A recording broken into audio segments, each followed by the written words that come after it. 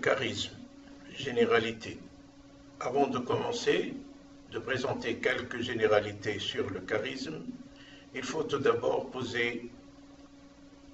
répondre à cette question.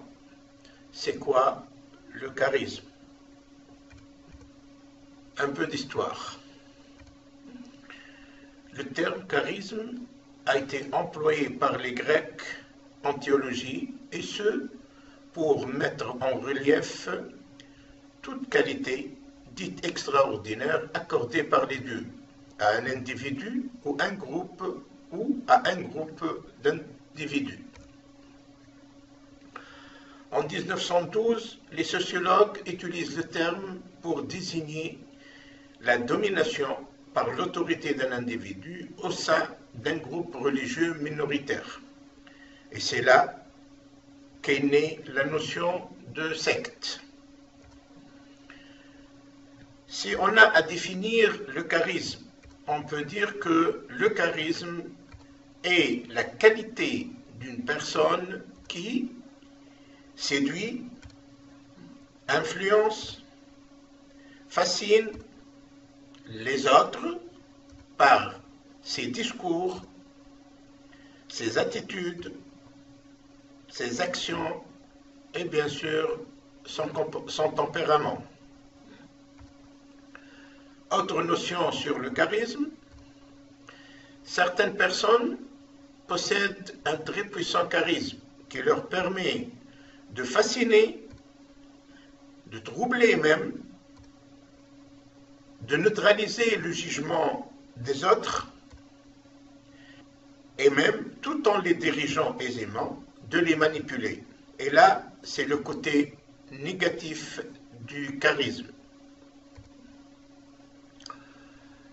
On parle aussi de l'autorité charismatique.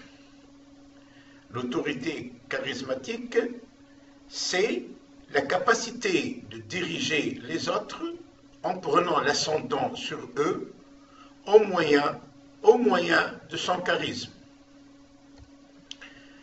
Si un individu, en plus de son autorité charismatique, a la capacité de mener des groupes en jouant sur les aspects émotionnels de leurs membres, on dit qu'il est un leader charismatique ou qu'il s'agit d'un chef charismatique ou encore il a le leadership.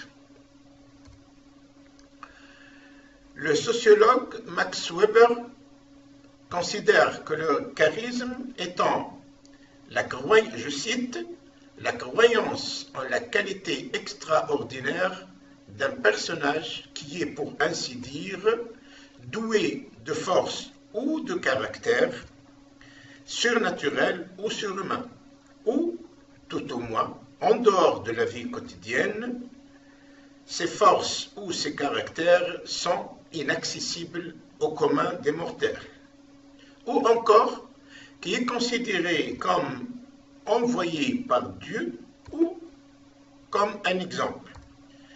Et en conséquence, il est considéré comme un chef. Sachez aussi que le charisme, c'est juste une façon d'être charmeur. Donc, le charisme est différent de l'hypocrisie. Comment peut-on avoir du charisme ou être charismatique? Étant le reflet de sa confiance en soi, de sa personnalité, de son intérieur, toute personne dispose d'un certain niveau de charisme.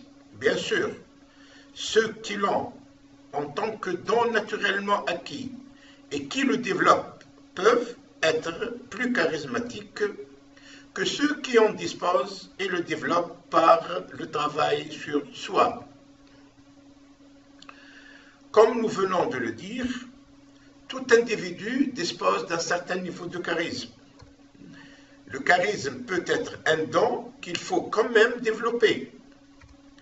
Et le charisme peut être acquis par le travail sur soi et le développement.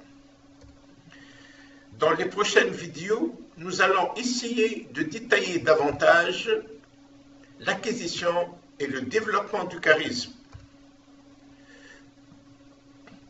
Les principales composantes, nous estimons que cette action, c'est-à-dire l'acquisition et le développement du charisme, est constituée de 6 composantes, à savoir l'exemplarité, c'est-à-dire comment être exemplaire, comment avoir confiance en soi,